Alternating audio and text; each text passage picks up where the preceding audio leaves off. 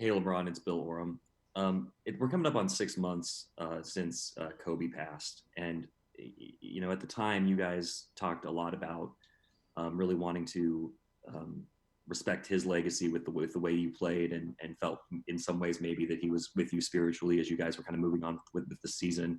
So much has happened since then. I'm just curious how that part of your season and your experience this season fits into what you guys are trying to do now, and how his memory kind of fits in now. A day doesn't go by where I don't think about him. And a day doesn't go by where our organization does not remember him. And think about not only Cole but Gigi, Vanessa, and other girls. They're a part of this family, just as big as anybody in his organization history. So we still wear 2, 4, and 8, and the number 2 with pride and with remembrance of how great they were. Do you feel having had this experience, do you feel comfortable that this is going to work? I think I said the first time I did media that until something, if it was to happen, then you approach it. I mean, this everything is gone the way it's supposed to go on since we've been here, and it's given me no indication why it won't continue. If something happens or spike happens, which we don't believe it is, but if something happens, then we adjust and go forward from there. But I don't wake up in the morning saying, okay, this may not work. No, I don't approach it that way. I woke up this morning thinking about my family, one, and then thinking about how it's going to impact practice today and help us get better. That's it. Last two questions, Rachel. They announced that they're going to do voting for postseason awards, including MVP, with the cutoff being when the shutdown happened. What do you think of that?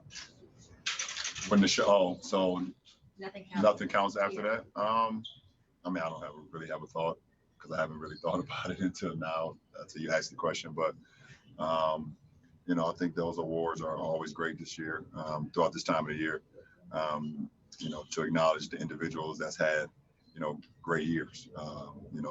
Not only from a player's perspective, but from a coach's perspective as well. So we'll see what happens. You didn't get the chance. I mean, there was supposed to be a quarter of the season left when the shutdown happened. You were having a particularly good stretch at that point. Are you disappointed not having the chance of the final quarter of the season to do what you wanted to do? No, I'm not disappointed because things happen and things that you control what you can control, and I can't control that. But as far as the MVP race, I think I show what I'm capable of doing. Not only individually but from a team's perspective, us being number 1 in the West. There was a lot of conversation about LeBron can do those things in the East, but if he ever came to the West, what can he do? So I heard all of that, and to be able to have our team at the top of the Western Conference and playing the way that we were playing at that time and the way I was playing, that's definitely a good feeling. All right, and Mark, last question. Hi, LeBron. Was there a point during this process where things felt normal, or is that still an ongoing thing of just realness of playing again and just the day-to-day with just? No, it's 2020. Everyone keeps asking me how is the bubble or how's it going. I just say it's 2020. Nothing is normal in 2020. Nothing seems as is, and who knows if it will ever go back to the way it was. Who knows? But you make the adjustments and you figure it out along the way. That's what life is all about. Life throws you curveballs sometimes, and it's how you not only approach it but how you appreciate it as well. So nothing is normal, but what is the same is that floor we just came off of, my teammates, and what we have, what we're here to do, and that's to lock in and stay focused and go about this ride, accordingly. So, but it's 2020, so. It's different. It's different from the vision of 2020. It's not that clear. That's a fake. Take one last question. I was wondering, when you think about the hiatus and the things that you couldn't do, is there anything now, getting back to basketball, getting back to the team, in particular, that takes on added significance, and you say, "Gosh, I really missed X or Y"? The only thing I missed during the lockdown. That is the only thing that I missed during the COVID and the quarantine period was my mother. It's the first time in my life that I went that long without seeing my mom. I hadn't seen my mom since All-Star Weekend, and then I saw her 2 weeks or 3 weeks before we had to report to our respective cities.